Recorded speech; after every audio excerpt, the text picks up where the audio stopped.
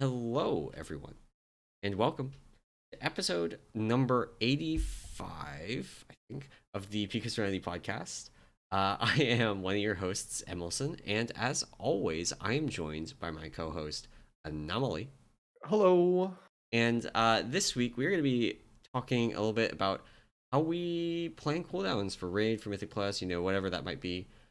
Plan healer and to a lesser extent, tank cooldown usage around the. But before that, we are going to be talking about just kind of what happened this past week, and there's been some big news. Yes. But before that, Oh, how we're has going your back. progression gone, Anam? We're still not dead. Oh no. Uh, yeah, no, we thought we were lined up for a kill on Thursday, and we ran into just some IRL issues. So Oh we had two no. folks, yeah, two of our range DPS, both I think lose power. I think that was the issue. Oh man. Um, so they were not there. So we had to pull in, two other raiders, who I mean performed well. It's just I think 150 versus two pulls on a boss, very different. Yeah, kind of experience level there. Yeah, so luck. I mean, both of them performed great. I don't think they had a couple of weird deaths, like in the first handful of pulls, which sort of set us back a little bit in terms of like making progression. But we saw a lot of phase three, which was good. Saw Yeah. the final platform probably like two or three times again, just not with enough consistency, I'll say. Yeah. So Sylvanas lives another reset, which is slightly upsetting. But yeah, I mean, if she doesn't die this week, I mean, it's just sort of we're lined up for a kill if everybody's there, so that's the goal. Yeah. But yeah, it was We not fun. we had one of our boomkins get disconnected at in the last 30 minutes of raid Friday. So it wasn't like all of raid, but it was still like Yeah. pretty annoying to have Yeah. someone like, especially someone key like that, where like we are relying on our boomkins to do arrow damage in the intermission. The two of them are like 40% of our arrow damage, Oh and yeah. then like the two of them are like 80% of our damage on the Mosshorn Colossus, and yeah, it's having him out meant well. We also had another ranged out that we knew it was going to be out before raid. So we Yeah. actually didn't have another range that we could swap in. Oh god. So we had Uh, one of our healers that had re-rolled a couple times this tier get back on one of their previous characters. We brought in oh a god. healer that we had out, and then just tried to do things. And honestly, we probably should have just called raid early at that point, Yeah, yeah, yeah. because I mean we got a little bit of intermission practice, but it's wasn't super great. Yeah. Yeah, it's that's the funny thing is it was one of our boomkins, so we swapped. We had an Oh extra boomkin that was on the bench, so we were able to swap like for like there. yeah, Then we lost our elemental shaman, so we brought in a mage.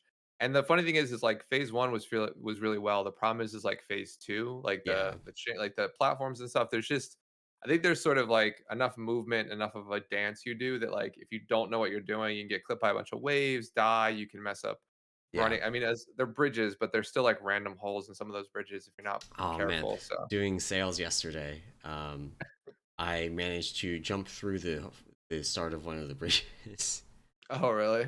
uh, which I then learned from one of the other people doing the sale with us, that you don't want to jump at the start of the bridge. Yeah, You want to jump at the end of the bridge. because it doesn't connect all the time. Yeah. Um, but if you jump at the start of the bridge, sometimes you just fall through. Yeah, I've seen And that. that's what happened to Yeah, me. There wasn't a hole there or anything. Like, I literally just fell through gotcha. Oh, to it's walk onto awful. the bridge. Yeah, I haven't that's had that yeah. happen on Mythic yet, thankfully. But Oh, that's good. yeah, our prog is we're actually at like we finally got out of phase one hell. Nice. Last Sunday we were starting to get good like phase two pulls. On Friday we saw phase three a couple times with like 18 people alive. Oh, nice. And then I promptly died both times to Merciless on the far platform while trying to vacuum. Uh, which is a great way to get started. I had to turn a timer on for that, so I knew when to get the fuck off the platform. But Yeah, yeah. yeah, yeah. It's definitely it's fun to say the least. I died. Yeah, I had a crazy death. I died to Rive, got battle res right into debris, promptly died twice. So that was my like, yeah, Oh yeah, not smart moment. I'm gonna be talking a little bit before raid today because there's a strat for Rive. Okay, there's a strat for Rive. Oh, okay. It's very easy strat. You stand towards the middle, not like in the center, but you know there's like the compass Yeah. on on the top of the platform. So you stand like on the edge of that. Gives you plenty of time to dodge things, and then you wait for the Rive line. Okay, you stand next to it, and then once it's gone, you move into it. There's almost never debris Oh, there. okay. That's a good one. That's It makes it I so always much easier. We have people who are still dying to Rive, uh, yeah. with some regularity, and it's like, okay, just do this. It's gonna make it easier. It's simpler. You don't have to like. We had a couple people, or not. We had someone die because they stood behind the Rive and didn't know that even though there's no animation, it will still kill you. Does it? I've also stood behind Rive and not died, but I've been Um, like if very you're much by the still edge. in between the Rives, it won't kill you. Just like if you're in between the Rives Oh, okay, anywhere else okay. on the platform. But if you stand behind one of the shades, the Gotcha. Rive does Okay. hit there. There's not like a graphic on An the ground for animation. it, but it will still kill you. Gotcha. Yeah, my strat has been with Rive is to charge wherever it's coming from. So It's a like good strat too. wherever Yeah, she is, just run towards it and run one of the lines and then dodge left or right for the debris because the next one's always going to come from your you're left or doing your right. you're doing basically what I've Yeah. been doing because it's like you locate it, you face it, you get out of the line, and you get into where the line was. Like go Yeah. left or right to get out of the debris because Yeah. it the debris tends to go towards people, and there Yeah. shouldn't be any people where the Rive line is. Exactly, yeah. Yeah, so I always try and charge it because it always like, if the next one comes to the left or right, you generally might be at the edge at that point, and then you get to like, you get a break from, like, the 3rd route because they come in, like, what, 3 sets of 3, basically, Yeah, with a little pause in the middle, so, yeah, so that's what I've been trying to do, but that one, I got clipped by one, died, got so upset, got battle res, just took it instinctively, and just died. probably just died again, and then, of course, my raider was like, "You don't take battle reses in the intermission." Like, "Okay, yeah, no, I get it." Yep, yep. I feel like an idiot, so, Oh, um that's rough. yeah, so it was good, but I mean, like, hopefully we kill it this week, get done, and sort of have enough time to start playing some New World. Will be the Nice, new MMO out there. nice. Does your guild have a group that's forming up for it? No, I don't. We might. I mean, I'm just gonna play with a couple buddies and chill. I mean, I think I randomly picked a server this week and was like, I'm gonna play here if anyone else wants to play. So like, it's been zero planning. Yeah. I think my other buddy picked our Covenant, which I think is that the thing, the faction or whatever. I don't know that. I know Yeah. it's like faction. Yeah, Yeah, pick your he faction. he picked the faction because it sounded cool. So we are the purple one, which I think it's called Syndicate, and we're gonna go Syndicate. So Okay. yeah, I Yeah. don't know what any of that means. I played the beta. Are you gonna be running around in Westfall by any chance? Basic, I don't. Maybe is there a Westfall zone? I don't think so. I have no idea. I think I played up to like level 10 in the beta, one of the beta weekends in this game, and then I haven't read anything. So I know they've changed a bunch of stuff since I've played in Yeah. terms of like progression and things, but I know nothing about it. And I think it's When one of does the it few when does it uh come out? Tuesday, Tuesday. uh, Okay. and like a weird staggered launch. Yeah. So, Well, um, if we kill Sylvanas on Friday, I might sell it and just like that's my weekend. yeah, it seems like it's a cool like chill crafting game. So I'm gonna chill craft. I think is what I'm gonna do. So Syndicate. yeah, Sounds it's a like a member of very chill Syndicate. crafting faction. Yeah, kind of like there's supposed to be like some dark brooding. I don't know, some like spy people. So we'll see. We'll Very see what happens. crafting. Yeah, crafting. Yeah, Yeah, yeah, yeah. close. So, all right. I guess in any event, we can start talking about what happened last week. Yeah. Which is, I mean, I think the big thing is just the amount of nerfs they put into the instance. And Yeah. now that we've got Cross Realm Mythic and Hall of Fame is closed on each side. So I guess we'll take these sort of boss by boss. Because they did do a couple of changes to a bunch of different bosses. In both Mythic and Heroic difficulties. We'll probably focus on the Mythic stuff, but Yeah. um yeah, so first up is Painsmith. They basically did a couple changes here. First one is the distance between the spike floor gaps in phase 2 or in the intermission is now shorter. So you won't get those sort of edge to edge runs anymore. You'll get sort of an in between, right? Yeah. So From everything that I've heard, this actually makes it While this does make it easier for people that are still learning the fight, like people that are encountering the fight now are gonna have an easier time with it. It changes exactly where the like ball gap, spike gap overlaps are in the intermission. So that means that if you already have like the intermission like down and you know what you're doing, now you have to relearn bits of it in order to Yeah. compensate for that. Which, you know, if you're currently progressing it, I'm sorry, it's gonna cost you like a couple pulls to relearn that. But I think it is overall easy.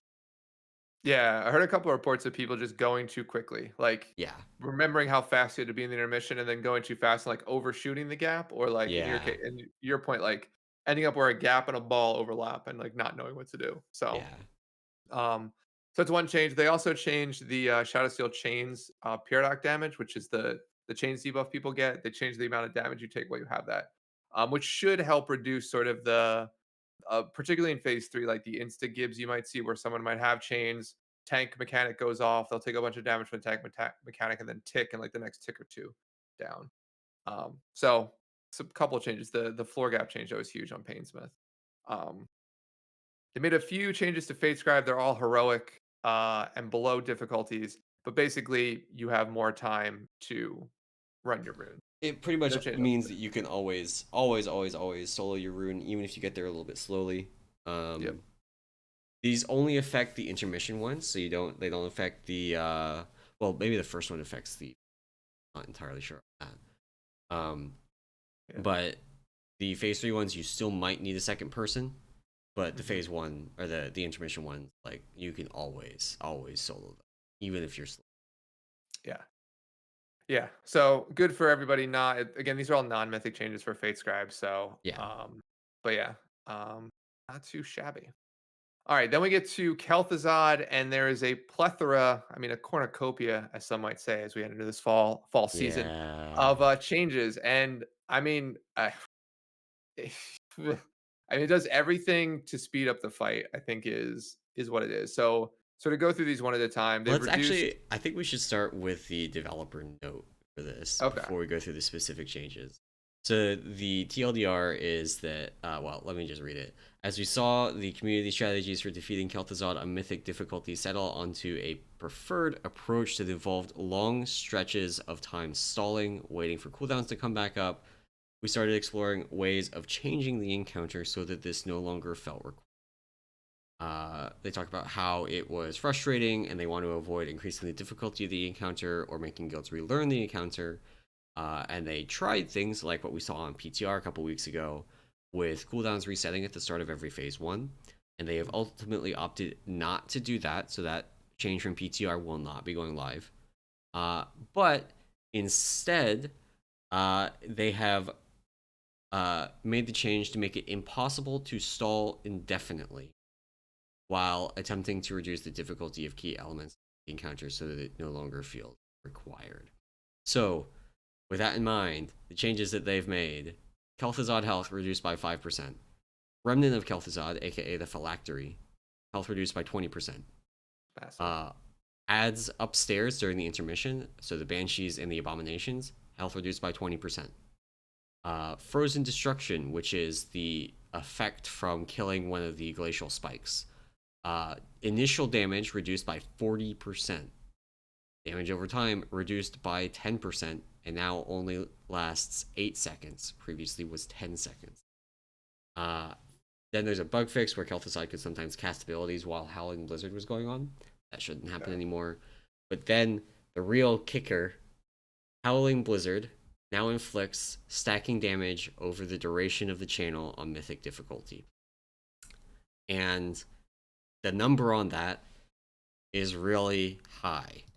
So to hear from Squishy, from my, basically, if you spend more than about 5 seconds in Howling Blizzard, it's just a raid wipe. Yeah. Previously, you would wait until the end of the Howling Blizzard, and then push him before the next tank mechanic. This means that either, so with the new timings, there's also now a tank ad just prior to the Howling Blizzard. So you have two choices, basically. You can push him before the Howling Blizzard, but while tank ads are still up. or you can push him after he starts the Howling Blizzard, after you've killed the tank heads. But now there's blizzard like frost patches on the ground that they're going to explode during the Yeah. intermission. So you just have to beat it at that point. You just have to And then beat it like, basically. yeah. And like one of your tanks is going to tank both of the abominations for a time while the rest of the tank heads get cleaned up. But they just that final change was just totally unnecessary. Yeah.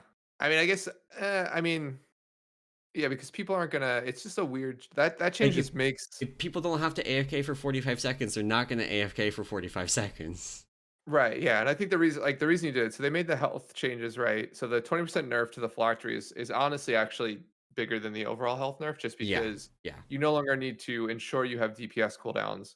You know, for anyone, you can send like whoever you want down now. You don't need to make sure your Boom King cooldowns are up, things like that. Um, so that's very big in terms of just lessening the requirement. They sort of mirror that with the upstairs phase, because if you just change the phylactery would push so much quicker. You yeah, end up wiping to the upstate stuff. So the abomination and soul reaver health. The honestly the scary part there is the soul reaver health nerf, yeah. because They're they gonna those die those so quick. already die so quickly. So like 20% less health. You literally, because what we would end up doing is, and I feel like most people did this, you take your A bombs, stack them on one of the soul reavers, and then move them to the second one, and then hopefully you kill everything at the same time. Now you're basically just going to put dots on your soul reavers and then make sure the A bombs are nowhere near them. Yeah, Right. it's gonna be Um, crazy. So, one thing you can do is well, the way we ended up doing it is like we waited until there was 10 seconds left on the like explosion timer, like wipe in the intermission, and then there was a call. Okay, kill them now. mhm. And realistically, you could do it at like 12 seconds because you're pushing it 0. The people downstairs probably die anyway. Yeah. But you wait until there's like 10, 12, maybe 15 if you're feeling lucky seconds left on the intermission timer, and then you kill stuff. And Yeah. that with this health nerf, I feel like you can actually do, like you said, just dot the banshees and then just kill all of them in that 12 seconds. Yeah. Yeah, it'll lessen sort of that sketch part. I think the only scary part will be is if like with so much less health on the phylactery now, getting a boomkin that sort of crits or gets like Yeah, randomly we're rolls lucky, like I don't think we're putting a boomkin downstairs anymore. yeah, no, it'll be sketch. If I had to guess, our first comp for downstairs in the phylactery is going to be like you can't. So the other thing about this, if you push before the Howling Blizzard, you push it about a minute 50 in phase Yeah. one, which means that you can't put 2-minute classes downstairs because they won't have their cooldowns back. Yeah. Yeah, Um, well, yeah, you'll push it them in like at 50. slightly. I mean, I guess you can. You probably can. Yeah, they'll just be a But little bit. They wouldn't be a full 10 seconds. Like you still have the RP of like the portal right, opening, right? yeah. So but it'd be But close, yeah. basically, I think our first comp is going to be like paladins. Like we're gonna send a couple rep paladins downstairs with some Yeah. other random DPS, and then we'll send like a fire mage and some other random 2-minute class downstairs. And then the last one just basically doesn't matter. We'll put the boomkins down there because they need to not do very much. We need to not have very much damage downstairs, and boomkins don't do very much damage outside of wrath. That's So that's the true. boomkins can go down for the last one. Yeah, just slowly take it down. Yeah, yeah. So I mean, DPS wise, it'll be interesting to see how that sort of works itself out. But definitely, I think it'll quicken up. It'll quicken up everything in the intermission, and then all this sort of faster timings of things. They then sort of nerf frozen destruction by 40%, which I think essentially means that at this point you can get away with just a DR, like two DRs for each time. I think you can still break all the spikes at the same time, but you don't need every healer cooldown. You probably just need like AM and SLT or barrier and something Yeah, else, right? you can probably just assign 2 healer cooldowns to each and be Yeah, and okay. yeah, you can do like barrier and a rally and like maybe the like a revival and sort of cover, most of the healing needed there for the initial hit. So you might be Yeah, able to get away with just a single spirit link. I haven't looked at logs from people who killed it, in terms of at least probably the damage could. stuff. But yeah, Like, so it'll be you probably want a Spirit Link plus a throughput cooldown to heal through the dot, but yeah. yeah. Yeah, but you could get away with maybe just Spirit Link. So it'll just help that in terms of like the one shot potential. I did look at kill times and it was I think limit took like 2.5 or 3 minutes off their best kill time, at Yeah. least according to their public logs this week on Kel'Thuzad. So it definitely quickens the fight, which I think is good. There's not a lot. There's really zero waiting time at this point. So, Yeah. um, but yeah, I mean, maybe this is the type of fight we should have got at the start, but I mean, we'll see. I won't get a Yeah. chance to do it at least for another 2 weeks. So see how Yeah. that goes. Um, Uh, all And then as right. we move on Got into the final updates, there's been a bunch of Sylvanas changes. Um, so Sylvanas had a bunch of changes done to a couple different abilities, all these on Mythic. So they've reduced Dominion Domination Arrow health has been reduced. Also, Dark Sentinel health has been reduced. So those are your phase one abilities. Um, they have gone through in phase two, Curse of Lethargy, or Lethargy, however you want to pronounce it, has its duration reduced. That's the dot from the Soul Judges, right? yeah. No, for summoners. From the Summoner, Specifically. sorry. Yeah. So that curse has now been reduced by 2 seconds to 4 seconds. Orb detonations from the same mobs had their damage reduced by 10 seconds. And they've also reduced his veil duration or veil radius. I'm sorry. So This from is 50, actually really big. that's mad. That's actually out of all the changes so far, that's the biggest one, I think. And then in phase three, they've reduced the Banshee's Fury damage by 15%, so just less damage overall. And then finally, all the tank damage has been reduced by about 8% across the board. The greatest irony of the tank change is it doesn't actually do very much to reduce the risk that tanks are at, Yeah, because so much of the damage taken is from the dot, which is not reduced by these changes. yeah. Yeah, so a lot of the changes you'll see like only one change in phase three, which is that Banshee's Fury piece. And I guess the tank damage there in phase three too, but that's across the board. Yeah, But tons of changes in P1 and P2. So going through this, I mean the P1 changes, so less health on arrows and sentinels is actually huge in terms of it makes it a lot getting. easier. Yeah, Yes. So it there's a I think it's the second set of arrows, which is where you have the veil bait normally right in the middle of it. So that's potentially somewhat difficult because people are moving as arrows are up, generally to the sides. yeah, Um, and if you bait the arrow the veil in the middle between the two stacks, so that sort of lessens the point at which like people get to 5 or 6 stacks of your arrow debuff. Um, and then also with arrows going down quicker, that's more boss DPS, so you have an easier time that's hitting been the. the big thing for us is we actually started. We I think we've dropped off combat potions entirely from phase one now. We don't hit them anymore because we started like I have to call a DPS stop before the first black arrow lands on the final set. Yeah. We would need to push about 10 seconds sooner in order to entirely skip that set. And doing that would also screw up our healing CDs for the intermission, so we're intentionally like not going to do that. But Yeah. yeah, it's that does translate into a lot of boss HP. Yeah, a lot of boss HP, and then in turn, those same domination arrows with the intermission becomes much easier. Like we rarely see people like we used to see consistently, probably about depending on the clump, maybe 1 to 1.5 clumps hit about 5 stacks. Yeah. Now it's like the final clump is like has maybe like 2 or 3 people that's getting that high from an Yeah. intermission perspective. So We yeah, were killing the last arrows at like Rive 6, maybe Rive 7 before. mhm, Now it's like Rive 5. yeah. It's real quick. So the health nerf there, I think just honestly just cleans up phase one, makes it a little bit more consistent. You get more boss damage, like we said, and the arrows, while they're not too terrible of a problem, that second set of arrows for us, someone would always be very close if they had a high set of arrow stacks to Yeah. dying to the black arrow. Is the black or We wailing arrow? Black Arrow. Yeah. We Yeah. actually had the same thing. We had a lot of deaths early on in our prog to people um being at high stacks of the chains because people just weren't respecting the damage done by the chain dot. Yeah. You know, if there wasn't other dangerous damage going on, they were like, well, we can just leave these down. No, you do actually want to kill those arrows quickly. Yeah. Because that dot will get people killed. Yeah, no, 100%. That and everybody's moving, so like healers don't have a chance to focus. You Yeah. have sentinels about to come in, so it's a lot of movement topped with a fair amount of damage. So it's a big change to the health. Um, so yeah, so phase one just I think generally becomes more consistent, and then in phase two, a lot of the gib damage, or at least the damage that was going to kill a bunch of people, came from that curse Yeah. taking on someone as orbs are detonating. Yeah. So reducing both those in terms of damage.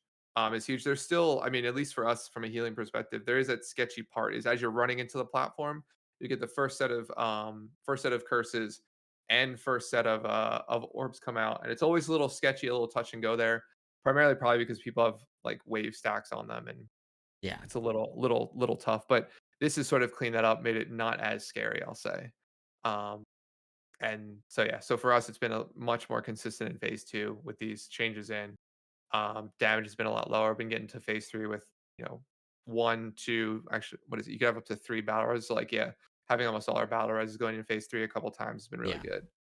And This the veil is change is, oh, sorry. Oh yeah, the veil change is the biggest, like by far. You can actually, so we were dropping Windrush totems and using roars and things like that to get people out of the veils, except for the one that we use the gateway on. Um, you can just walk out of it now. Yeah. You don't even need a speed boost. Uh, No, you can just it's walk. it's very easy. So yeah, it also means like your baits can be not as bad, Mhm. right? Like before, particularly in like the second ad platforms, Yeah, baiting there was almost required just because of all the people. If you had one person out of position, you had a bad overlap, you might have a team or group that can go nowhere, and then you're just eating Veil into an already high damage platform. So yeah, people would go to would be dead or would die. yeah. So yeah, it made it a lot easier to move. So and then the Banshee's Fury change, to be fair, I've not seen enough of phase three, I think, to make heads or tails of this one, or not make heads or tails of it, but to really notice it. But damage reduction on Banshee's Fury, always nice to have less damage in I phase think three. this is really just gonna mean that people get randomly killed by incidental damage more than anything else. Like, Yeah, because if there's a veil cleave going into a Banshee's Fury, Banshee's Fury now deals 15% less. There's just gonna be like, instead of getting barely overkilled, they're going to live, and that's going yeah, to be just like one or two messy wipes prevent. yeah, exactly. But yeah, tons of Sylvanas changes. I think for us, like having all day Tuesday on it, and even mostly Thursday, but with Tuesday with our full comp when these were in, I mean, we hit phase three the first poll of the night, like, Yeah, and like consistently hit phase three the entire night. We probably had a handful of bad polls, but it made phase one and phase two just, I wouldn't say like on lock, but the consistency upped yeah. with these Same for changes, us. right? Like we were all already, pretty consistently getting to and starting to get consistently through the intermission. Hmm. This just like dramatically smoothed things out. It's very noticeable. Yeah, Um, it yeah, also, which is, oh, sorry.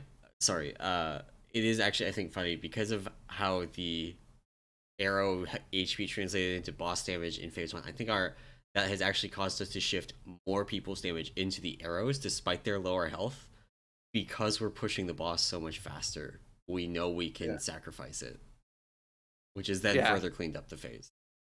Oh, yeah. No, exactly. Yeah. Yeah. That and like, yeah, it's nice that the other thing about these changes too is that it's nice that they target only two of the three phases, right? So in terms of like leaving phase three as it is sort of on a final difficulty hump to get over, I think Yeah, is a good first round of changes. I You'd sus- expect a, oh, sorry. Oh, go ahead. No, I was gonna say I'd expect like the next round of changes, if they ever do any, to target like phase three things. I think we will So, get, like, do you remember the final change to Denathrius where they like reduced the HP by like 5% or something in the last phase? It went from like you pushing it at like 40% or oh yeah. 42%, pushing it at like 37%. I Yep. expect we will get like a change like that for Sylvanas. Maybe she dies at 49.5 now instead of 44.5 or whatever. Gotcha. As like Gotcha. the last change for the last couple of weeks of the tier to kind of Yeah. get the last few people over the hump that are kind of limping through Sylvanas trying to get there.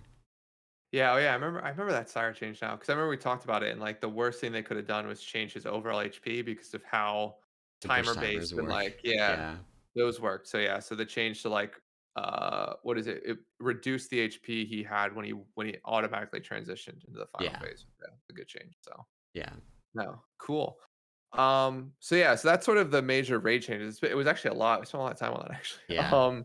So there's a ton of it, but I think the Kel'Thuzad changes are cool in terms of just making that fight not a Snorfest, and then the Sylvanas changes, like I think we've said, have just cleaned up and made P1, P2 more consistent. I don't think it's as if you're starting to progress on Sylvanas Mythic, it's not a like cakewalk by any stretch of Oh the yeah, no, imagination. it's still definitely not. Yeah, I think it's still difficult. It's just it just makes it as you get better at it. It's phase one is more consistent in terms of like Yeah. pushing and yeah, living and things like that.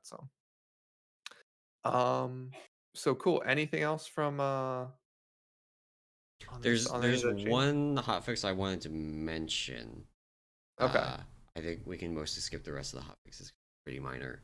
Yeah. Um, they did more performance work on Sylvanas on the start of phase one, and it's also pretty noticeable.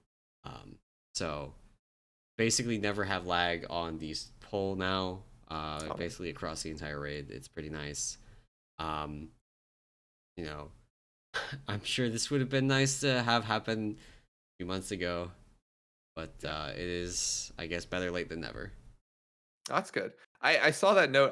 To be fair, like it's funny. People complained about lag on Sylvanas. I never I really didn't have saw it it. either, but I do know that like this week we had people go, "Oh wow, I'm not lagging." That's good. Oh, So yeah, what if it's like a connection thing or like a machine, maybe like a low end machine, like not a low end machine, but like a machine spec thing, right? I Like, I'm thinking it might be like a connection thing where they like have to send lots and lots of status updates for whatever initialization happens at the start of the fight, gotcha. and it's just like if your connection's a little bit slow or you got like poor quality connection with like high packet loss or something, it's just stuff, and that's not Yeah, yeah. happening as much because they optimize. I don't know. Oh, that's cool. Awesome. Well, happy for everyone to have a better playing game, that's for sure. Um, so cool. So I think we'll run through these next handful of notes. I've one that I want to hit on, but we'll touch on a couple of these things. So we're seeing continued, I guess, updates to the game in terms of names of things. So, Twin Consorts, which was a boss in Throne of Thunder, has been Is it renamed wrong? to Twin Eprions. This is the Twin Consorts and Big Love Rocket changes. Yeah, So yeah, and they also renamed the Big Love Rocket to the X-45 Heartbreaker, which I found people are really upset about this, which I find funny. Is just like because this also comes with they've changed some like art in the game where yeah. like To fruit baskets, yeah, like fruit baskets and people are I like people that's get become a I don't know. big meme. Yeah, it's a huge I mean like there's this idea, I don't know. I don't get too much into it, but like if the team that makes this game thinks the names don't make sense or they come from an era of the game that they want to correct, like just let them make the changes. Like Yeah, I don't know. It's like it seems like there's like this whole thing about Blizzard trying to I don't know. Some of the comments you see is like they're like censoring WoW or like this is something awful, but it's like they a lot of this comes from an era of WoW that you probably want to clean up and like yeah, forget about or not forget yeah. about, but like correct, Move right? I on guess would be from. the right word. Yeah, and so like Yeah, doing stuff like this helps that I think. And look, it's not people aren't holding gun. I saw some comment was like this is just oh, what it's something about like this is just like the social justice warriors holding a gun to yeah. Blizzard's head, and It's I'm just it's the like I same thing don't. as like. Do you remember the whole thing about Tracer's ass? You remember I that? do, yes, yeah, Yeah, it's exactly yeah. like that. It's just I've like seen they just. exactly the same comments, pretty much word for word. You just like change, whatever context about Tracer's ass for whatever smutty painting was somewhere in the game. Yeah.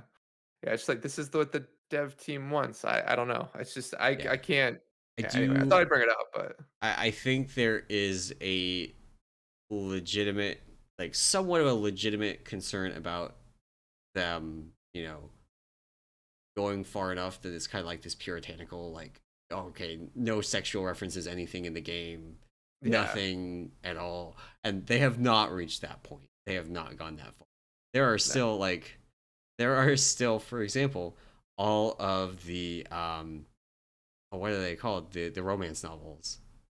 yeah. All the All steamy those are romance still in the novels. game. The steamy romance novels are all still in the game, stuff like that. They're still definitely not afraid of, like, having those Yeah, jokes. I think there are just some that just are in bad taste, and they're cleaning some of those up. Some of them I Yeah. think are a little bit like um, the twin consorts. I don't think they needed to change. I Yeah. understand why, but I don't think they needed to.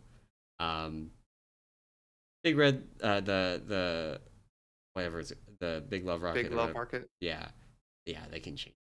It's a Yeah. very transparent dick joke. They can just Yeah. like the world is no worse for having one fewer thinly veiled dick joke in it. Yeah, exactly. Exactly. So yeah, so those are name changes sort of coupled with some of the other like achievement changes they've made updates to. So I'm assuming we'll see more of this just as we go. It just is what it is, I think, from my standpoint. Yeah, Um so cool. So then next up is actually some 9.5 PTR updates, which we'll touch on fairly briefly, but it's actually an interesting change. So, and actually the only two I want to sort of handle or talk about are the monk ones and the priest ones, really. If there's yeah, other ones, we can sort of talk about it. But the monk one, so Chi Burst talent, now deals reduced healing beyond 6 targets, which when you read this, you think, oh, Chi Burst did full healing to all targets, and that's not the way Chi Burst worked. It's also not the way Divine Star worked, um, which is the other note for priests. And the actual way they worked was very very interesting in that if you think about Chi Burst, it's a projectile, and it still is governed by the same sort of AOE cap rule. So if you threw Chi Burst through your raid and you hit 6 people, anybody beyond the 6, it did reduced healing to them, right? yeah, But if you were able to position yourself where you had 2 groups or 2 clumps of players, and you hit the first clump of 6 or more players, to do reduced healing there. But then when it got to the next group of 6, or maybe the next group of 4, it would do full healing to that group. And fascinating. the way it worked is there apparently was a timeout in terms of when it considered something to be a part of healing more than 6 players. And so Okay, if the groups were spread far enough apart, you could heal your close group for full healing, and you kill a far group for full healing and hit more than 6 targets. So it's this convoluted thing that, like, I would say that very rarely could you make any practical use out of this. It was just an interesting sort of idea of like if you want, like, it's the reason that whenever we had 2 clumps of players, I would always try and like angle my chi burst from the melee group to the range group, but try and make sure they're as far apart as possible. If I had the ability to be like, hey, can range take a couple steps, yeah, just because at that point, like you get that sort of extra healing, which I mean could, I guess, equate to a lot at the end of the day, but it was kind of very difficult to make use of. So that's how the spell previously worked. Nowadays, and I'm assuming Divine Star worked the same way, um, yeah, and probably. Halo do, right? In terms of like if it hit 1 clump of players first, and then enough time had passed by the time it hit the next clump of players, it still do sort of full healing on both groups. Now they've just changed it to like if it hits 6 players, or if it hits more than 6 players, they'll do reduced healing across the board. Um, which makes me think of how they actually figured that out. But because to be fair, like Chi Burst is a projectile, so it has like different points where it'll hit over the course of Right. the spell. So Yeah. I'm wondering how they actually figure out the reduced healing to start with, unless they wait till the spell ends and then do the reduction. But then they can Um. blade. Yeah. That's really an interesting question. I suspect it's just going to be that like when it hits the seventh target, they're just going to get healed for less. Like, Yeah, that's um, fair. To basically track targets hit over the course of a single yeah. projectile. I suspect that's Okay. how it's going to work. Um, That's fair, but to be fair, this is the way the spell has worked since its introduction in yeah. MOP. So like Yeah. 9 years later, they get around to fixing it and making it less complicated. Yeah. So, But I also wanted to briefly mention the Korean Path of Ascension changes. Um, oh, Path of some of those. Ascension. So what one of the rarest titles in the game is the title for completing the Path of Ascension meta achievement, because completing the Path of Ascension on the highest difficulty requires doing a bunch of cheesy bullshit. Like Heard that. Yeah. it's pretty bad. So, and you need to do all of the ascension crafting stuff in order to even like make attempts on it. It's so I have actually, I guess, full context, never bothered with Path of Ascension because I had heard how bad the final difficulty was, and I was just not interested. But we have people in guild that have done it. One of them actually has the achievement, and the other one has kind of just like stopped bothering with it because of how bullshit the highest difficulty is. So Yeah. slight nerf, but yeah. And yeah, it's funny because I've heard that Path of Ascension was the best sort of Covenant mini game that they put in. Of the 4 Covenants that have their sort of like Yeah. mini game thing, Path of Ascension I think was I think considered by it's many to be like the most potential or the yeah. had the most potential to be cool. So It's the only one that's really like fully fleshed out, I think. yeah. Um but it's also um not like tuned well at the end of it, basically. Yeah. Yeah. Yeah. So So that's an interesting change finally. Um Alrighty. Moving on. Let's see. Sorry, did you have anything else from the PTR notes? yeah, I think that's our that's it. little PTR update for the day, for the week. So a couple of, or actually, sorry, one other PTR change. We'll sort of do these in a little bit of a different order. They are going through and nerfing a bunch of legacy bosses, and they're sort of Yes. focusing in on. It seems like HFC or Antorus. I'm sorry, and Tomb. So a lot of the Legion stuff is basically being nerfed. And the Antorus stuff is actually pretty interesting because it's one of the only, I think, old not one of the only, but one of the older raids that I've tried to solo and Yeah. do just because I don't know, it's you get bored and you kill. I would kind of want the mount from Arthas or sorry, from Argus. I got it. I have them. Yeah, I It's know. great. Shit. Ugh, ugh. Uh, it's the only thing I care about is mounts in the game. So I kind of want to do that. But yeah, unfortunately, you can't do Aranar the Lifebinder for reals. And Agrimar is also extremely difficult. Actually, if not impossible to solo if you don't have a Because of pet. the knockback. Yeah, because of the knockback. Yeah. So they're making a bunch of changes, just basically make this content easy, maybe potentially, or not potentially, but making it easier to solo or duo, however you want to do it.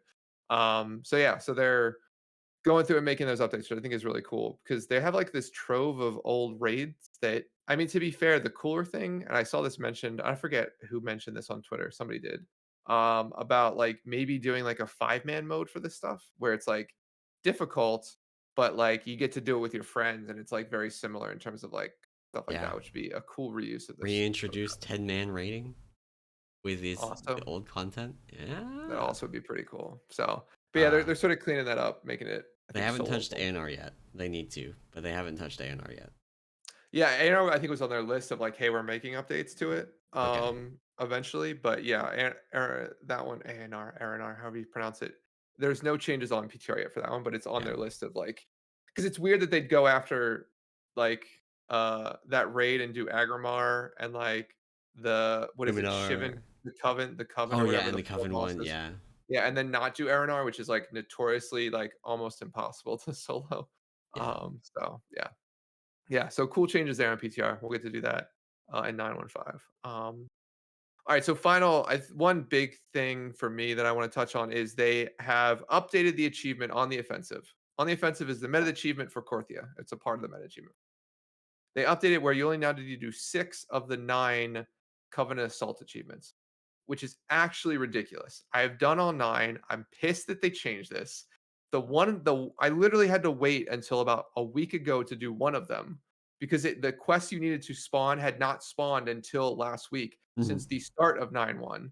Yeah. So this is no, I mean, actually, this is a really good change. It just makes it so you don't have to wait for like the quest rotation to line up uh, with like actually being able to finish the achievement. So, I mean, yeah. So you need to do less of the Covenant Assault achievements to now get the meta or get on the offensive, which is a part of the Korthia meta. So I'm 1500 rep away from rank 6, and then I get my sweet hand mount. So this Yep. week, hopefully, I this did week, Korthia for the first time in a long time this week. Um, yeah, just to nice, get to the Renown Weekly, so that I could finally get rid of autofile on Mechanicos. nice, nice, nice. It's so nice to be able to actually push that Gurion Potion when I want to instead of just having it go off. Yeah, like auto proc. Yeah, Yeah. funny. And only one other final minor 915 thing is just they've separated out bonus loot in the dungeon journal, so now you can see what's considered bonus loot or like you're But not a part of the loot that drops the roll. push personal stuff versus the like here is your item drop stuff. Exactly. Yeah. Yeah. So that'll be good for teams or for people just to realize what's actually on the bosses in the 2 different sort of loot drop things. which is now becoming somewhat complex. I realize. They should fix that. Maybe they should go to the system where like everything drops and you get like one person in your raid to hand it out to the person most deserving or the person to like help the raid the most. That might be a cool loot system. Yeah. I They mean, might have what done would they that call before. that? You'd be like the master of the loot, right? So maybe like Yeah, master loot, that does maybe? make sense. Yeah. That might make sense. Yeah. So all right. In any event, I think that's the week. That's a lot of topics. I think the boss changes we spent a lot of time on, which was good because Yeah. uh Boss changes were there was- pretty big. yeah, I mean huge on Sylvanas, like I said. Easily cleaned up a lot of the issues we were having, making more consistent P3 pushes. So all right, so now I guess we transition on to the topic of the day. And really what I want to it's this is sort of my topic because I play a healer, but I wanted to Yeah. talk a little bit about really cooldown usage, timings, how to do it, right? Because I think in terms of DPS, there's like one way of thinking about it, and it's very solo minded or singular minded, right? I think some of the bosses you sort of play your cooldowns around what'll help the raid the most, but in a lot of cases, you're trying to do as much damage as you can. It's all sort of personal. With healers, though, and to a lesser extent tanks, I think it's much more of a like team game, right? Where Yeah. you are trying to work together as a group of 4 or 5 people to like make best use of your cooldowns, right? Um so yeah, so I wanted to sort of spend just maybe one episode to talk about that. And the goal here is really just sort of like talk about how we approach it or how I approach it. Talk a little bit about what cooldowns do where, how to do so what are some synergies between them, how to understand if you're using them right or not.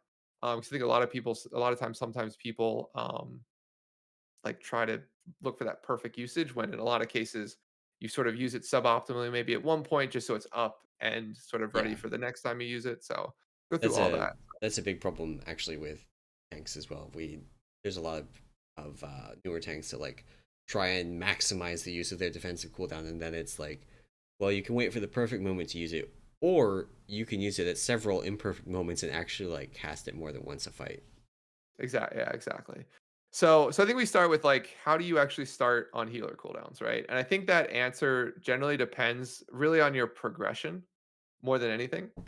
Like with the advent of like Warcraft logs and like where you sit in terms of when you're getting to bosses, like in a lot of cases, it's literally just like going like searching for like another raid that has a similar, healing comp as yourself and just copying their cooldowns. I Yeah, mean, in my position, that's generally what I end up at least that's starting with. that's what we generally Um, start with as well. Is like yeah, look up a similar comp, copy their healing cooldowns, make adjustments during prog to cover gaps, basically. yeah, yeah. So I think that's the easiest. But if you don't have sort of a lot of logs, and we sort of see this sometimes with the early mythic bosses in my team, just because Yeah, not a lot of Mistweavers have killed it, play Mistweaver. So it's sort of some of the earlier bosses we have to make some adjustments. Um, and the biggest thing that I'll say is that the how to start really comes down to making sure you understand where the damage periods are in a fight. And you can do that one of two ways. You can literally look at the damage taken graphs of other kills on Warcraft logs, which yeah, is a lot of what I do, or you can read the dungeon journal or use like some PTR notes, right? yeah. But the biggest thing is like healing cooldowns are meant to smooth out higher damage periods. Sounds straightforward. Some people don't generally realize that. And you sort of align your cooldowns to when they sort of start. So you can basically copy somebody else's, or if you are early enough in progression, sort of use what you have in terms of either logs or even like your own logs. You sort of get a couple pulls in and see where the damage comes from. You can gain a lot of knowledge from heroic too, in terms of going through heroic as you look towards mythic and say, all right, here's the dangerous portions of it. Right. Particularly with early bosses, the abilities don't change too much. So like the dangerous abilities on a heroic are going to be the dangerous abilities on mythic. As a Um, general yeah, rule, yeah, there are some things like that on heroic they don't do enough damage to really be scary, but then on mythic there's some new mechanical overlap that just really ramps up the difficulty, even though the damage itself isn't that scary. yeah, I think an example of that is actually on Sylvanas, where there's the Veil plus chains overlap in phase one. oh Um, yeah, that is a lot scarier on Mythic because of the size of the Veil and how the chain damage is ramped up than it is on Heroic. right, yeah. Yeah. So always look for yeah, that's a good point. So I mean, I think that's the goal here as we look at this is always look for your high damage periods and then start to sort of understand why they're high damage, I guess is the other point. And it could be a multiple of reasons, right? Like there's sort of a couple different terms we like to use is for like what types of boss damage you'll hit at. So you've got like rot damage, burst damage. You've got some like location-based damage where the damage fallout based on where something's targeting someone. Um, and you could also have sort of just like high single target damage that you need a cooldown for because it goes on maybe 5 or 6 people, not the whole raid, but you still want to sort of cool down Right. around a handful of people getting hit very hard. So that type of damage really starts to influence the type of cooldown you need. Because the ultimate goal is living through it, right?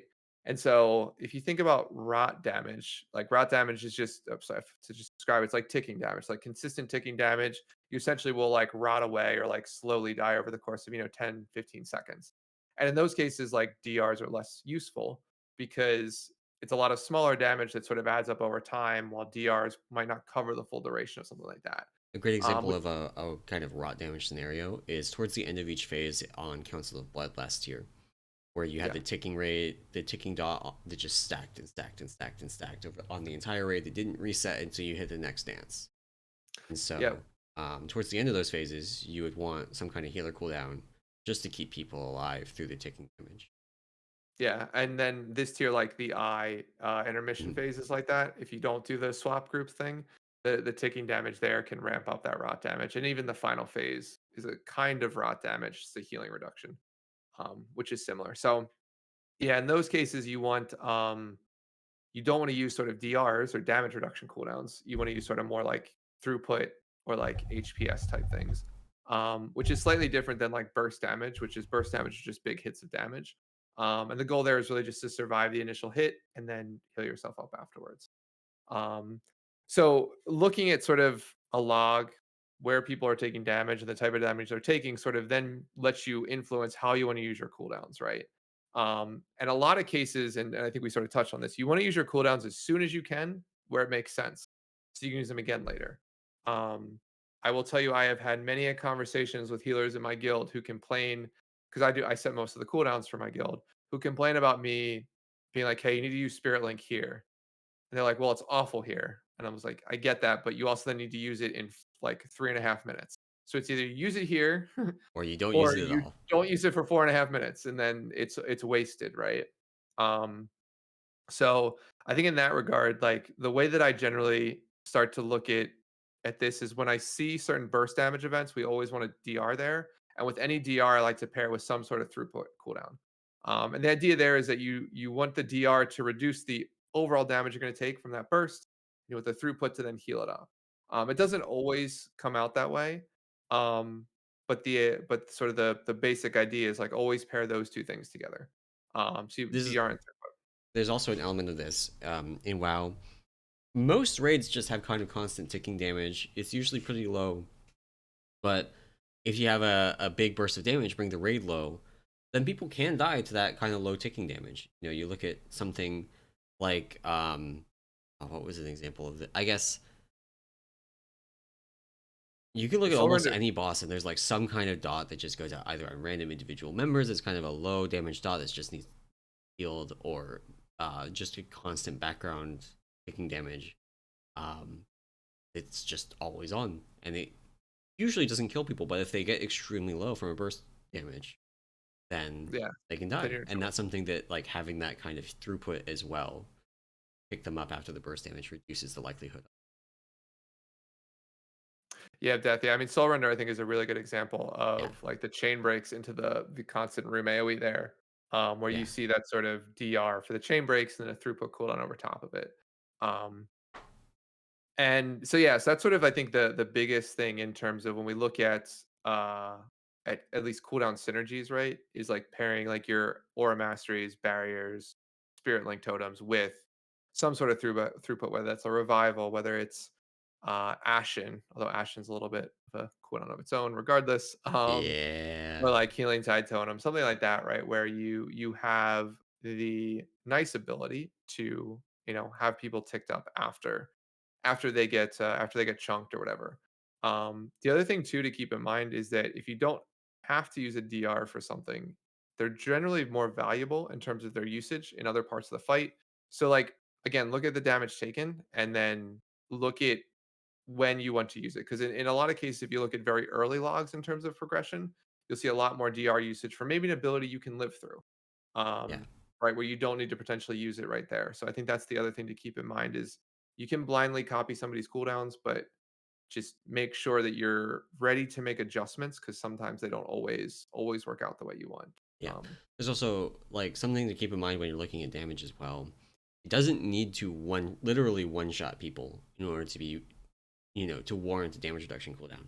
For example, mhm, the meteors on Stone Legion generals were probably half to 60% of players' health by the time a lot of people were progressing that boss. mhm. But turns out when you hit people for half their health or 60% of their health before DRs, they're gonna just die to random dots, random incidental damage. They're gonna just be low going into it. They're gonna get a stone shard thrown at them by General Grishal or something immediately after and just die to it. And that's Yeah. where a damage reduction cooldown, that's a single big burst of damage. There's some incidental damage going on as well. And that's exactly what you're talking about with like, you use your DR for the burst of damage, you have the throughput to pick you back up after. Yeah. Yeah, so that's sort of the idea as we look at healer cooldowns, and timings. I think fight timings are the other thing that play a huge part into this is like you have to know when things are going to happen. I guess is the easiest way to just say that, right? Yeah. Um, and that is, I think that's probably the hardest thing to learn. When I first started doing it, the hardest thing to learn was realizing that in some cases our timers end up being variable or end up being different just based on the DPS that my raid does, or like the what? Oh yeah, Just yes, all the bosses with HP based push timers are super bad for this. Our disc priests oh yeah, complained forever about some of these bosses because of the push timers. If they're 15 seconds off, suddenly their ramp doesn't work. right, yeah, yeah, and that's sort of the idea of, or that's sort of the biggest I think thing that I always work on with my raid leader about, because he's normally pretty good about knowing DPS timings and things like that. It's just like, okay, when do we think we're gonna push into phase two here? When do we think we'll be, excuse me, at this point in the fight? Because I just need to make sure that we'll have cooldowns up for that ability, particularly for the HP based ones, or even the phase based ones too, where things sort of reset. So um, that's, I think, the other key thing to keep in mind is, when are we pushing? What are their timings going to be? And do you have the right cooldowns up for that? Um, and so I think one of the big things that helps, I think, a lot of guilds, if you're not using it for your hero cooldowns, you should, is there's a spreadsheet out there from Viserio, which, if you don't know Viserio, I believe they raid in Fat Shark, yes, if I remember I correctly. don't know. Um, The link to this spreadsheet will be in the show notes, by the way. yeah. And and so the big thing about this is what they've done is they've basically taken every boss in Sanctum and put together timers. They did one for Sire and Nathria to somewhat for the end of Nathria, right? But basically, they took every boss and put all the abilities in, and they put timers for everything. So it's very nice and easy to see. Okay, I'm going to use a cooldown here at the minute mark, which means if it's a 3 minute cooldown, be up by the 4 minute mark. It's a very visual way to see how your Yeah, cooldowns go. it's super Uh, nice. which is, yeah, it's very helpful, and I mean, they made it customizable too, which is like if you can set like push timing, like when you push into certain phases based on time. So yeah, I mean, overall, the spreadsheet itself helps immensely, and I think if you don't use that one, I think in terms of healer cooldowns, it's probably one of the, maybe not the only thing you use a spreadsheet for, but I think in terms of like helping the team, like managing a healer cooldown spreadsheet is helpful, not only for progression, but I'll tell you after progression when you forget when you used everything. Hmm. It's very helpful to like remember, oh yeah, for this boss that we did like 4 or 5 weeks ago now, the last time, here's like what cooldowns we hit when. Yeah. um so yeah, so I think that's sort of the, at least at a high level, the ideas of like, look, go in. I think for healer cooldowns, you have to go in with a plan. So you have to do some level of research coming into it. I mean, understanding the types of damage inside of a fight is helpful. And then timings. I guess the other thing about timing, sorry, before we go into the next sort of section here, is from a timings perspective. The other big thing to understand is like when you need a cooldown and when you don't need a cooldown. Because there are certain bosses where you'll take a lot of damage, but then you'll have 25, 10, 15, 20 seconds after it And where nothing nothing. happens, Yeah. right? And there's no need to cool down going into that if, number one, the damage doesn't put you in any sort of danger area, right? And number two, there's no additional damage after it that you would want to, either prop people up or make sure you take reduction because it's like a series of abilities or events. Yeah, So also like look at that. I'm trying to think if there's a boss like that in the current raid. Um, I that would necessitate. can't really think of one like The only that. one that yeah, the only one that ever pops into mind, which is because I got an argument, not an argument, but we had a discussion in my raid about how we are using cooldowns was Croesus, Uh-huh. which was the bridge boss in HFC, and there was a Or Nighthold. or Nighthold, sorry, yes, in Nighthold. Because there was a point in that fight where like you took a meteor or the thing that hit the platform, Yeah, where you had to soak, and then there was no damage for about 20 or 30 seconds, and we could live the meteor without using a cooldown, which meant we had more cooldowns later on for a couple abilities coming up. I remember like fighting tooth and nail about like using a cooldown there. I was like, look, we can heal through it, like, and we can top people off. So yeah, so just keep that in mind when you look at cooldowns too. Is it, yeah. I guess don't overuse them or use them when like you realize you'll need it. Particularly you'll see back to back abilities or yeah, you need them to live. So A lot of this also applies, by the way, to tanks, except that yeah, tanks usually don't have throughput cooldowns. Like that's not a thing they give tanks. yeah, So we almost exclusively deal in some kind of damage reduction cooldown. The we get into as a tank, you should be getting into like the nitty gritty of like which cooldowns are good against what kind of damage. For example, Brewmaster really has two big damage reduction cooldowns: Fortifying Brew and Dampen Harm. Dampen Harm is much better against single large hits because of the way the damage reduction on it scales from 20 to 50% depending on the size of the hit. So if you get hit real hard, it's 50% damage reduction, which is huge. If you yeah, get hit just like lots of small hits chained together, then you're at more like 20% damage reduction, and it's basically a like bad iron bar. yeah, And so you do want to get into like the details of like, okay, what kind of damage am I taking here, so that you can plan appropriately. And I mean, other tanks actually, Brewmaster's a little bit extreme because we only really have two cooldowns. We also have Zen Med, but really only two cooldowns. Something like Blood Decay with like 17 cooldowns has a couple of cooldowns that are a little bit more niche stuff, like Dancing Rune Weapon, which is a damage reduction that basically functions by giving you a huge amount of parry chance. So if you're not taking stuff that can be parried, then you have to use it to cooldown. So there's places that that comes into play. Something like Sylvanas. You really don't want to be using Dampen Harm for dealing with the ticking damage from the dot in phase 3, because it's going to be something like 30% damage. It's like fine, but you'll get better mileage using something else there. Something like the Aegis Trinket that takes a flat amount off of every hit. Ends up being something like 90% damage. Jesus, okay, Yeah, because it's lots and lots and lots of small hits, and it just takes a flat amount off of each hit. That's really bad against something like Guardian, when you get hit once, and it's like oh yeah, 5k off of this 90k hit, hooray! Um, but really good against something like Sylvanas, where you're over a period of 10 seconds, maybe taking 30 hits, and each yeah, one might be 6k damage. So yeah. No, yeah, I think that's a good point. Yeah, it's like yeah, just know your cooldowns. Um, For sure. And then I think the other side of this too is like from a progression perspective, as we look at sort of okay, you've done your research, you set your cooldowns, based on maybe copying somebody else's or like based on the damage that's being done, who your healers are. I mean, in some cases, who you trust as a healer, I think also comes into play when you use cooldowns. Um, and because some of them have a bit of like a thought around do I use it right away or to use it like 5 seconds from now? Maybe. Guardians actually is a good example of technically that. And then so yeah, so once you've sort of nailed that down and have a plan going into a fight, I think the biggest thing then is sort of how do you make adjustments when you're in progression, right? Because I think there is there is definitely a thing with healer cooldowns that I've seen is that I mean to be fair, in a fight like Guardians, actually it's fairly scripted. Like you need to use cooldowns at a certain point. You know the timing.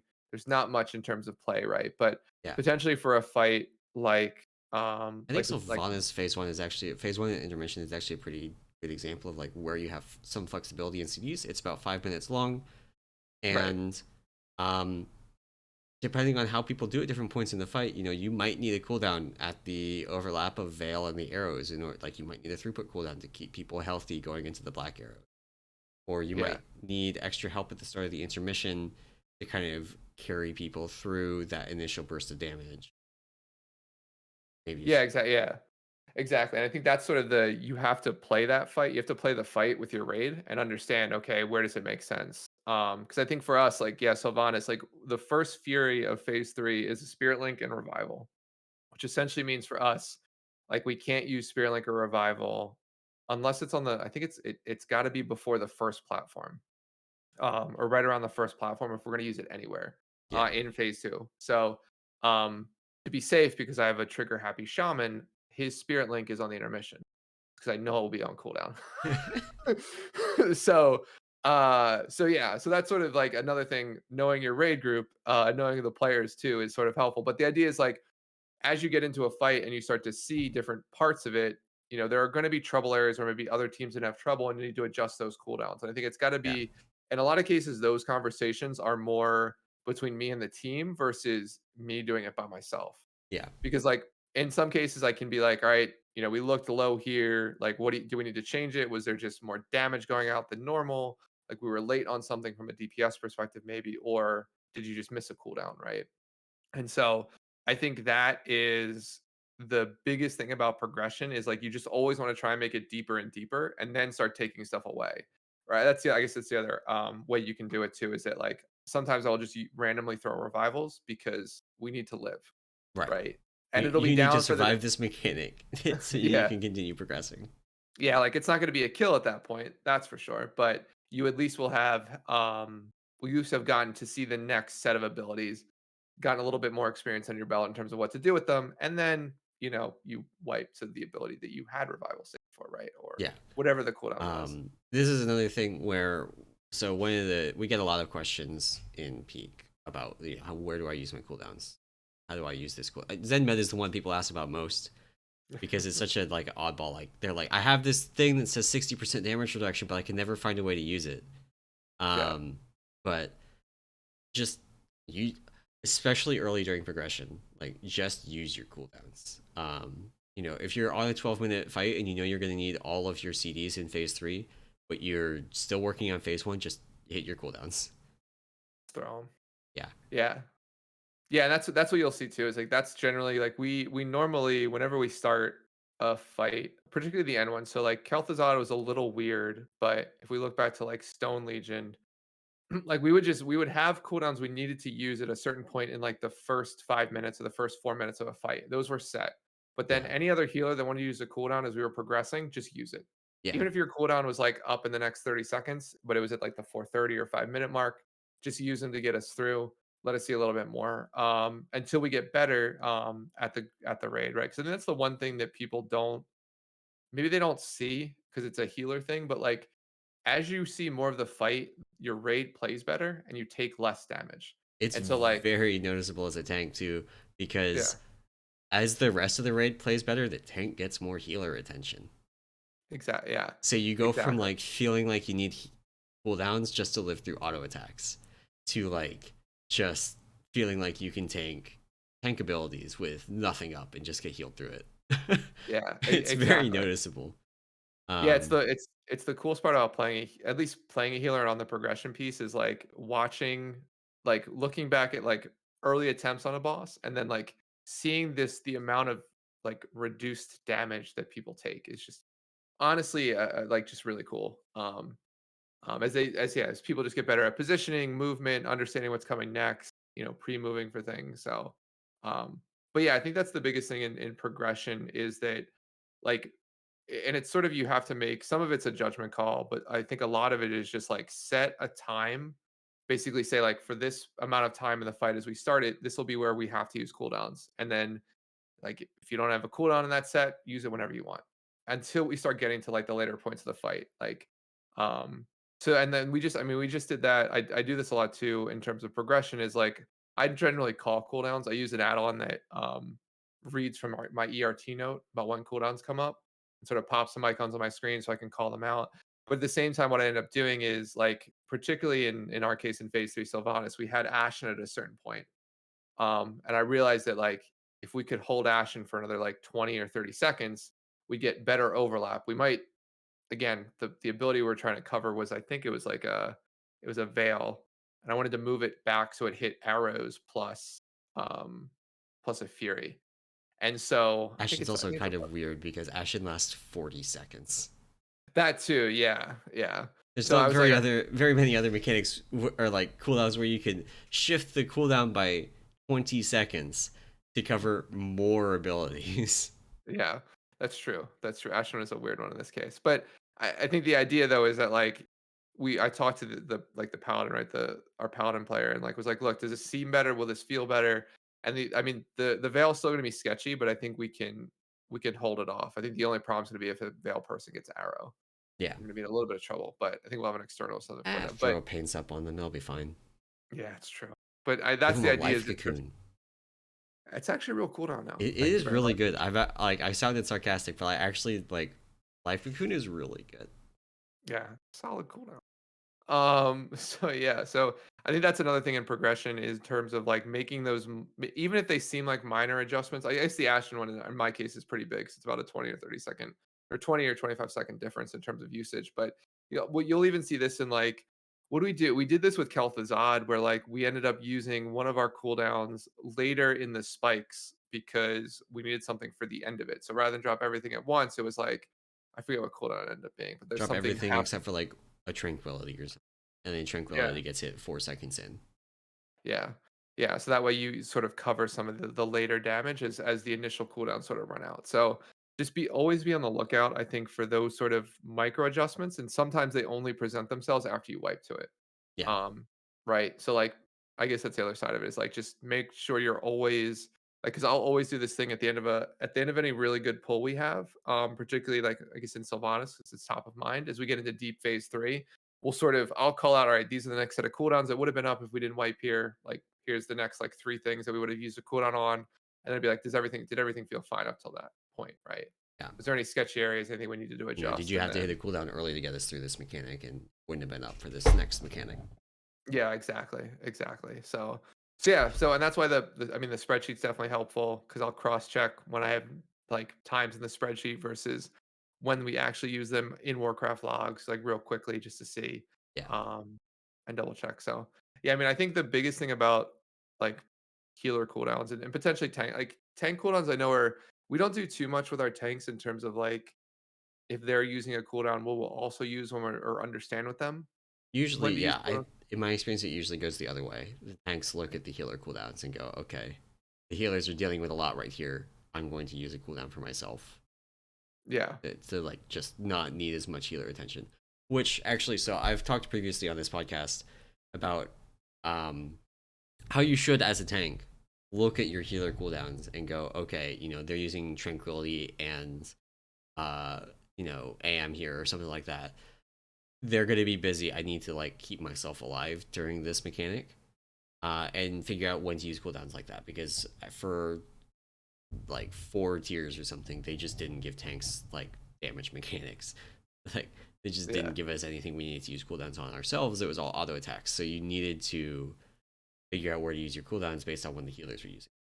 They've actually done a lot better about that this tier, where there's Yeah. a lot of like Sylvanas has a lot of things like all of my defensive cooldowns as a tank on Sylvanas are like actually for things that target me. Same thing on Guardian. Not on Kel'Thuzad, but Kel'Thuzad is a silly fight, and we don't need to worry about that. It's Um, true. but Sylvanas in particular has a lot of like, oh, I'm using a defensive cooldown here and here and here, and it's all for things that are targeting me. Or it's when I'm like taunting while I already have stacks of the debuff, and I need to like live through this next piece of damage, stuff like that. But very highly recommend, if you're tanking, talk to your healers, get their healer cooldown assignments, and go like, okay, I'm going to start off like if you're just starting off, one, look at Warcraft logs, just like Anam was talking about for healer cooldowns. Go look at when tanks are using cooldowns. Like it's very easy to find other brewmasters that have progressed these fights. Or like when they use their cooldowns. Very good way to get started. But failing that, look at when your healers are using cooldowns, because uh, they're the ones that are going to be keeping you alive, and if they're busy keeping everybody else alive, Might need but one. no time for you. Yeah. Gotcha. I guess the other question I would have is how do do you view externals as something you use like at a certain point, or is it more of a like emergency situation? We try to, so we usually start without externals assigned, Hmm. but then like we will reach a point where like I think at the, oh, what was an example of this? I'm trying to remember. There's one boss this tier. Well, we don't do this too often because honestly, like we just had externals. Like we had, you know, 2 page suppressions and three.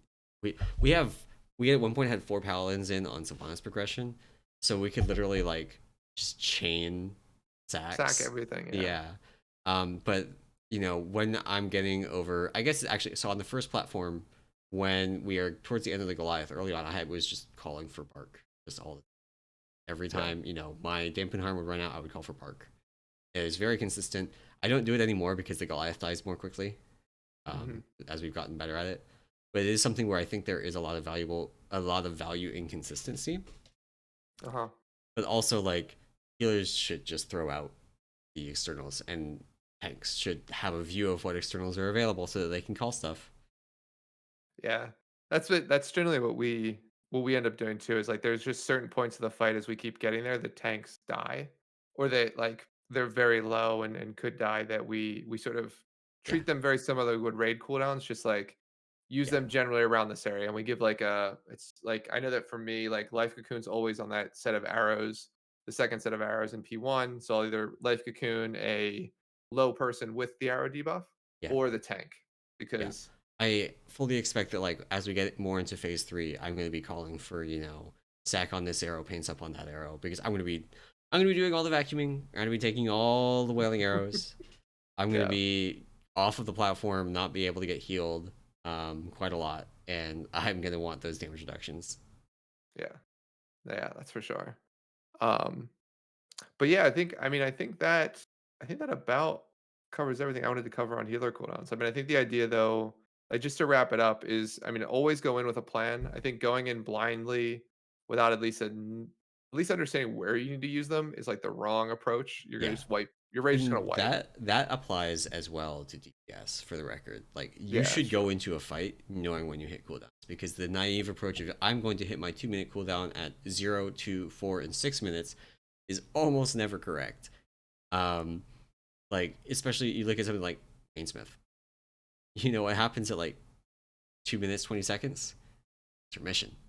So if you hit your 2 minute cooldown, uh, right on cooldown, you're gonna clip part of it and lose it from pushing him. Exactly. You're better off holding it and like learning when those things are, so that you can plan appropriately. Like, maybe that trinket that in theory is better because it's got a 90-second cooldown is actually not better on this fight because you can't actually use it on cooldown because of some other mechanic happening. Right. Yeah. Yeah.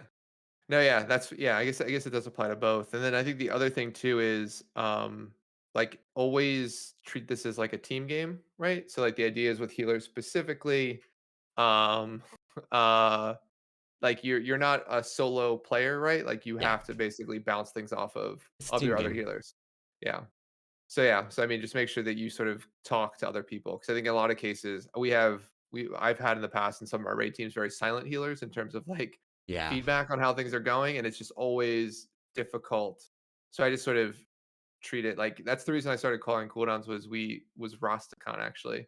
Like the phase 3 of Rastakhan, it's like Yep. just we couldn't no one would put anything together and I was like fine, I'll just call it live. So literally I would like threw up ERT with a list of all our raid cooldowns, just like every big flame thing. I think that what it was. I was like, call it cooldown and just use it, whatever was up. And so sort of it kept doing it from then. But yeah, that's the other big thing is like just be vocal as a Hmm. healer in terms of like not like in the middle of a raid, but like after it, like with your group, just be like, okay, we need to do something here. I think this was sketchy, you know, and always Communication ask is questions. key. Yeah. Yeah. Yeah. Yeah. Yeah. And then use that spreadsheet. I think is the final point. Use that spreadsheet from Viserio. Viserio. Yeah. Yeah. Yeah, particularly if you I mean, if you are a person who calls cooldowns or is in charge of this stuff, like the ERT note that is built from the spreadsheet is amazing. It'll count down through the abilities. It's And there's really also good. there's a weaker that they link that'll actually pop up the icons with the names of who needs to use the ability, like somewhere on your screen. So you don't always have to check the note. So, Yeah. um, but yeah, I think that's healer cooldowns. I know that we've run out of time for our other sections, um, but Yeah. yeah, I think that was as though that's all I wanted to talk about today. Unless you had anything else. No, it's like I think that really about covers it. I do think as well, just something that actually DPS and tanks and to a degree healers, like press your defensive buttons, press your defensive cooldowns. Yeah, Like just press them. Just press them. Doesn't matter if it's optimal or like you press it and then your co-tank taunts or something. Like it happens. Don't do it. yeah, Don't do it yeah. that time next time. Exactly. I think unless you need it for a specific point, like just use them when yeah, when you need it, right? Yeah. Like I think as you get more comfortable with the fight, you'll realize you need it at like certain points. But like when we first were doing P2 on Sylvanas, I just would use defensives. Like I used both my defensive on the first platform. Yeah. Um, just 'cause I didn't know else how to live. I didn't know like how to live through stuff. So it's like, yeah, Yeah. I mean, but that's something too. Like as you progress a boss, your damage taken as a raid collectively goes down. yeah, So you're gonna exactly. start off maybe needing all of your defenses in the first phase, and then progress to the point that you don't need any of them in the first phase. Yeah, exactly. So Exactly. So yeah, yeah, it's fun. It's fun for sure. So all right, cool. awesome. I think that is going to be our show today. We are going to go ahead and wrap things up there. We will not have a show next week. Anam is not going to be available. I am going to take the opportunity to sleep in extra long. That's I think that's what I'm doing. Must be Um, nice to sleep until 1 o'clock in the afternoon when we record these. 3 o'clock in the afternoon, me and recording these. Just True. sleep all day. Oh Uh, god. but yeah, that is going to be our show for today. Thank you all for watching, for listening.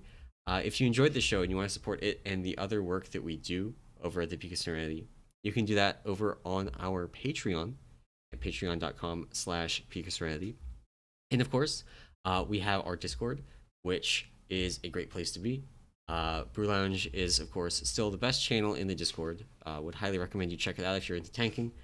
Um, and if you're not into tanking, you're still welcome to come and hang out. Abe does, and well, That's not a good thing. but yeah, Kidding. that's going to be the show for today. Thank you all for listening, and we will see you in 2 weeks. Bye. Bye.